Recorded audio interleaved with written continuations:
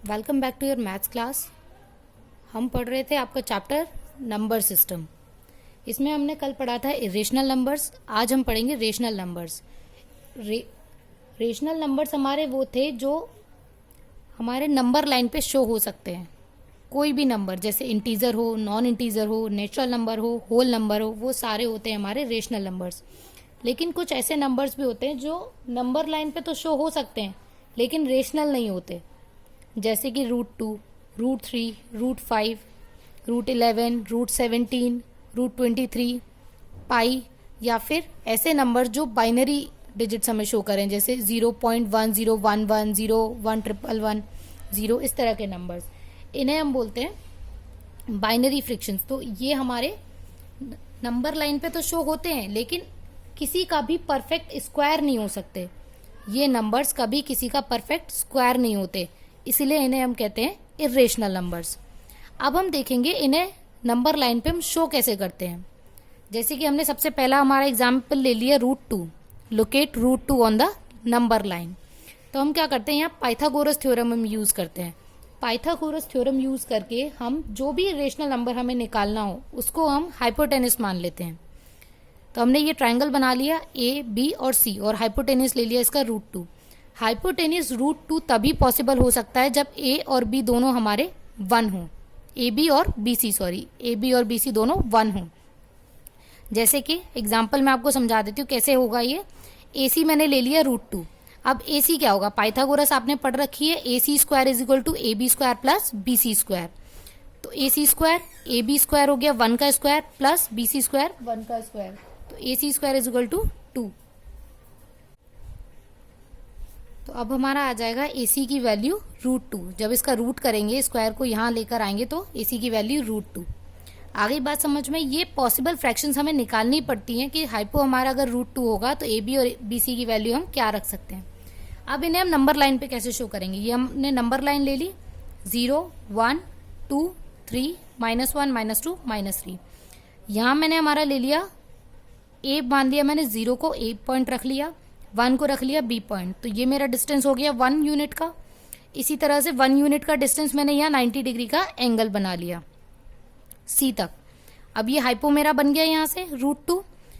अब इस हाइपो को मैं अपनी कंपास में डिस्टेंस लेके यहाँ से एक आर्क लगाएंगे। यहाँ हम रखेंगे अपना कंपास का पॉइंट और इतनी डिस्टेंस लेके हम यहाँ से आर्क लगाएंगे, तो ये हमारा जो पॉइंट यहाँ आएगा ये पॉइंट बनेगा हमारा √2।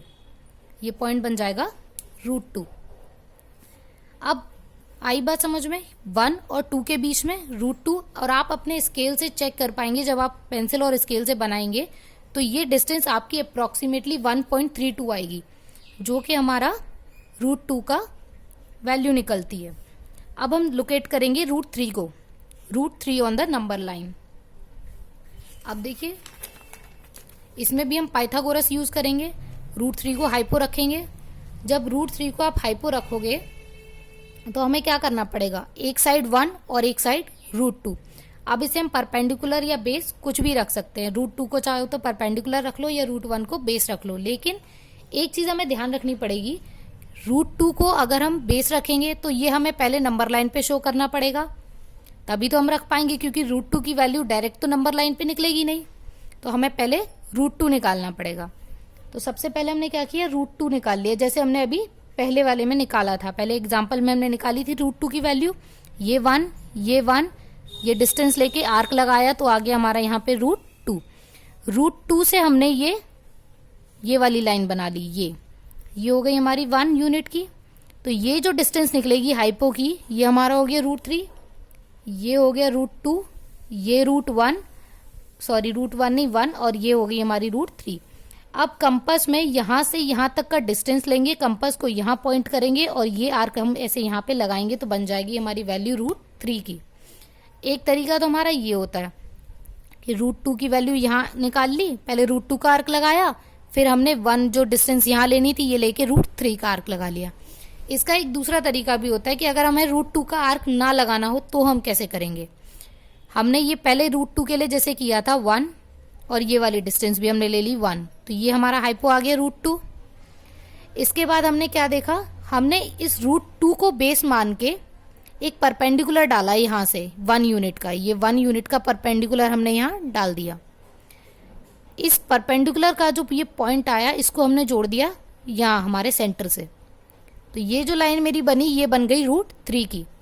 अब इस डिस्टेंस को लेके मैं यहाँ से आर्क लगाऊंगी, इस डिस्टेंस को ले लिया, कंपास मैंने यहाँ पॉइंट किया और यहाँ से जब आर्क लगाया तो ये पॉइंट आया मेरा यहाँ पे, तो ये बन गया मेरा √3। जब इसको हम मेजर करेंगे तो ये आएगा 1.732 जो कि मेरी √3 की वैल्यू होती है। इसी तरह से हम अपने आगे के एग्जाम्पल देख सकते हैं। √5 अगर लेना होगा तो उसके फैक्टर्स बन जाएंगे 2 और 1। √7 लेना होगा तो फैक्टर बन जाएंगे 2 और √3। √17 लेना होगा तो फैक्टर्स बन जाएंगे 4 और 1। और इन सब को हम इसी तरह से नंबर लाइन पे रिप्रेजेंट कर सकते हैं। इसी पे बेस्ड है हमारी नेक्स्ट एक्सरसाइज 1.2। तो आज आपको एक्सरसाइज 1.2 कंप्लीट करना है।